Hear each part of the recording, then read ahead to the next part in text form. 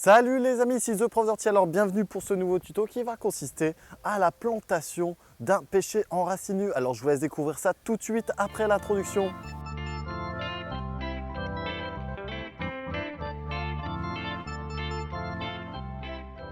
Aujourd'hui, on va parler de ce fruitier ici, juste là, donc un pêcher à racines nues que l'on va planter à cet endroit.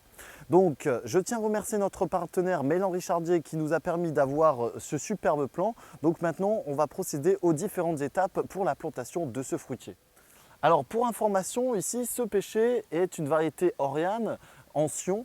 Donc, on va pouvoir le planter à la bonne période, c'est-à-dire à partir de novembre jusque fin mars en utilisant différentes méthodes, comme ici celle du pralinage. Donc le pralin, c'est un mélange entre de la terre avec de l'eau et de la bouse de vache qui va permettre justement de réhumecter nos racines, mais aussi de favoriser l'apparition de nouvelles racines que l'on appelle la rhizogénèse. Donc là ici, ça fait une quinzaine de minutes qu'il est dans son bac. On va pouvoir le retirer de son seau et préparer en même temps donc la fosse de plantation qui va venir ici. Au niveau de son exposition, le pêcher a besoin d'une exposition fortement ensoleillée, mais aussi à l'abri des grosses gelées, en évitant les zones où il y a beaucoup de vent et où c'est très froid. Donc là ici, le soleil plein sud est ici. Donc là ici, ça va faire une excellente exposition.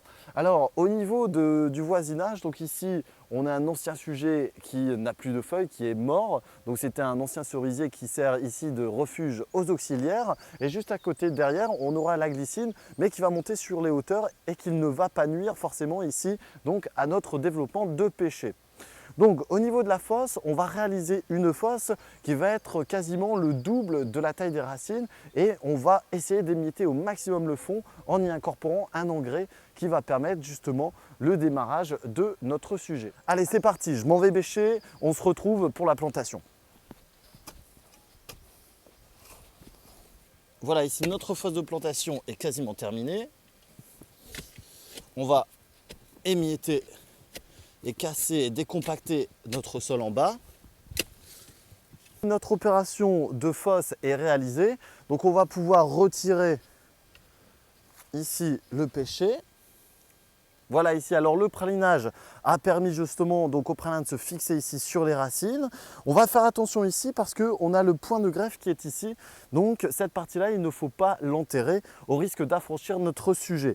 Donc ici, on va garder notre collet à peu près 10 cm au niveau des premières racines et on va faire en sorte de le planter droit. Je vais en même temps aller chercher un tuteur qui va me permettre d'éviter que l'arbre ne bouge pour fixer les racines au départ et ensuite on viendra le supprimer un an après.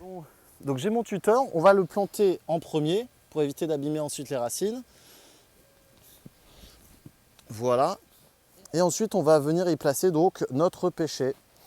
Alors on va vérifier l'aplomb et on va pousser donc la terre.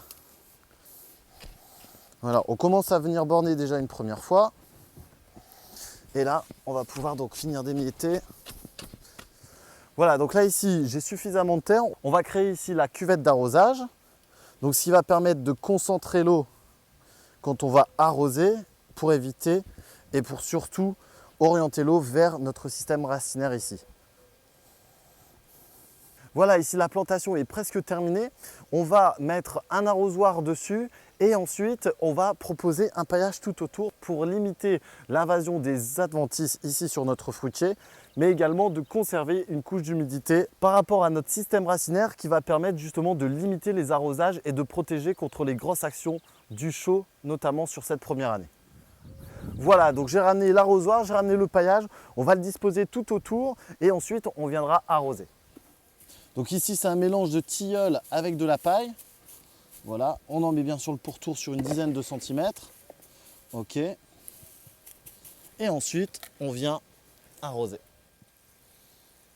Voilà, donc là, la plantation est terminée. On va voir maintenant au niveau des différents entretiens ce que l'on va pouvoir faire. Au niveau de la structure du végétal, là, cette première année, on ne va pas toucher. On va laisser cette forme justement en sion se développer et on viendra justement par la suite tailler en éclaircie et notamment pour créer des charpentières comme celle-ci, celles qui sont sur les extrémités et ensuite développer donc une luminosité importante au cœur pour avoir des fruits qui soient homogènes. Ensuite, on va vérifier et faire attention à la cloque du pêcher. Donc là ici, ce que je vais faire après, c'est déposer des coquilles d'œufs qui vont limiter justement l'invasion de cette fameuse maladie qui recroqueville les feuilles et fait dépérir l'arbre à long terme. Donc ici, protection contre la cloque du pêcher. On va vérifier également l'attaque des pucerons parce que le pêcher est assez sensible. On va faire en sorte de préparer du purin d'ortie pour justement l'appliquer dessus. Et on va disposer ici sur notre arbre à insectes différents abris à coccinelle pour permettre justement de lutter naturellement contre ces pucerons. Alors si vous voulez découvrir le même pêcher, je vous laisse cliquer en dessous sur les descriptions de la vidéo. Vous allez pouvoir retrouver le lien où j'ai trouvé justement ce pêcher.